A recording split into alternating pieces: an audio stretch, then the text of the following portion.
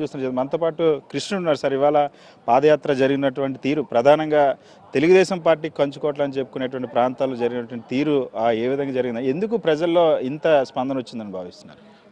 ప్రజలు కూడా చాలా విసిగిపోయారండి. జగన్మోహన్ రెడ్డి గారు పాదయాత్ర ఈ ప్రపంచంలోనే ఇలా ఆయన చేసిన ఈ పాదయాత్ర ఎవరిలో చేసి ఉండరు. ఆ కుటుంబం అంతా కూడా ప్రజల కోసం ఉన్నారు. ప్రజలతో మమేకమవుతూ ప్రజల సమస్యలు తెలుసుకుంటూ ఆయన చేసే ఈ పాదయాత్ర నిజంగా నేను 3 సార్లు పాల్గొనడం జరిగింది పృథ్వీ గారిలాగే. అండ్ పాల్గొన్నప్పుడు నేను చూశాను ఎంతోమంది పేదలు, మహిళలు ప్రతి ఒక్కళ్ళు కూడా వాళ్ళ సమస్యలు ఏదైతే లాస్ట్ టైం హామీలు ఇచ్చారో చంద్రబాబు నాయుడు గారు ఏదీ నెరవేర్చలేదు. ప్రజలందరూ కూడా చాలా నిరుత్సాహంతో ఉన్నారు.